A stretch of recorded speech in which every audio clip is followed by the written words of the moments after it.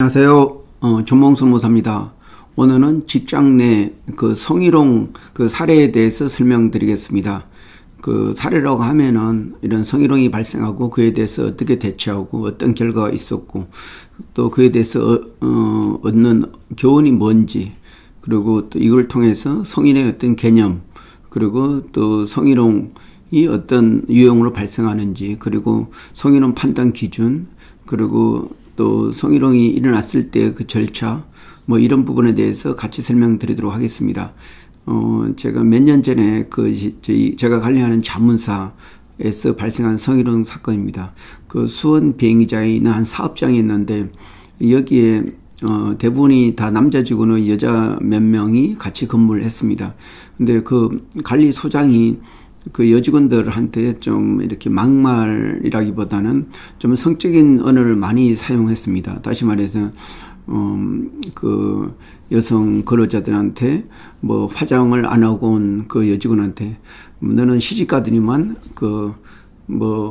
화장하는 걸 포기했는가 보다, 립스틱을 좀 바르고 다니라, 뭐 그런 것도 하고, 그리고 또 머리가 아프다고 할 때 너 뭐 생리하는 거구나, 뭐 이런 얘기도 하고, 또 뭐 이렇게 검열에 준비해서 그 사업장을 청소할 때 그렇게 뭐 어떤 여자 쑥가슴 그 만지듯이 그렇게 빗자루질 하지 말고 확실히 하라, 뭐 그런 얘기도 했다고 합니다.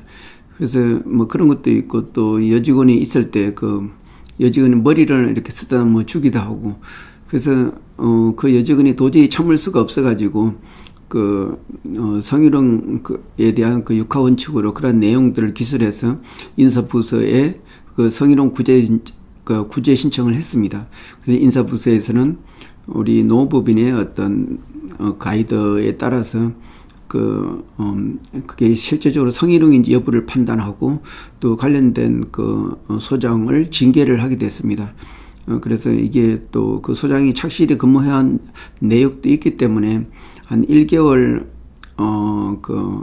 1개월 감봉으로 했고, 또 그 여직원한테 사과를 하도록 그런 지시를, 그러니까 그런 인사위원회 결정을 했고, 그렇게 집행했는데, 그 소장은 겉으로는 사과를 했지만은 다른 근로자들한테는 뭐 변명을 하고, 뭐 자기는 전혀 뭐 그 성희롱을 하지 않았다, 이런 식으로 계속 이렇게 나가고, 또 그 여직원들은 언젠가는 또 보복 조치가 있을 거다, 이런 생각 때문에 관련 담당 여직원하고 또 여기에 대해서 진술했던 그 여직원 2명이 퇴사를 하게 됐습니다. 그래서 회사에서도 도저히 관리소장을 용납할 수가 없어가지고 그 소장도 해고를 하게 됐습니다.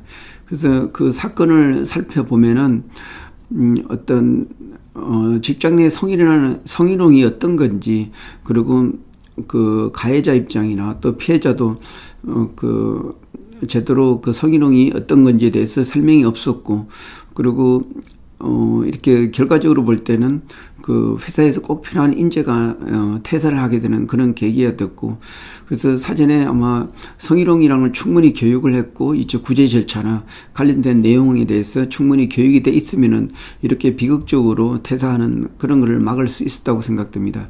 그러면 우리가 노동법에 있는 직장 내 성희롱이라고 하면은 그 개념은 사업도 상급자가 다른 근로자에게 성적 어느 행동 등으로 성적 혐오감 또는 수치감을 주거나 성적 운동 그 밖의 요구에 거부한 것을 이유로 고용에 불이익을 주는 경우를 말한다, 이렇게 정의를 하고 있습니다.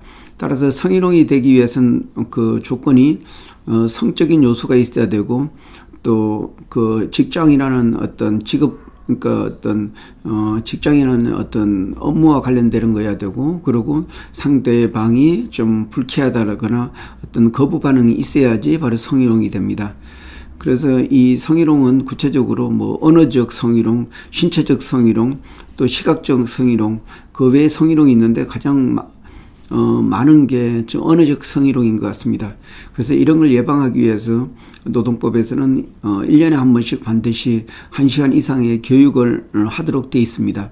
이 교육을 1년에 한 번씩 하지 않으면은 보통 이제 1년에 한 번씩 하는데 보통 한 100만 원, 그리고 3년을 소급해서 이렇게 교육 여부를 따져서 최대 300만 원까지 벌금을 회사에다가 가할 수가 있습니다.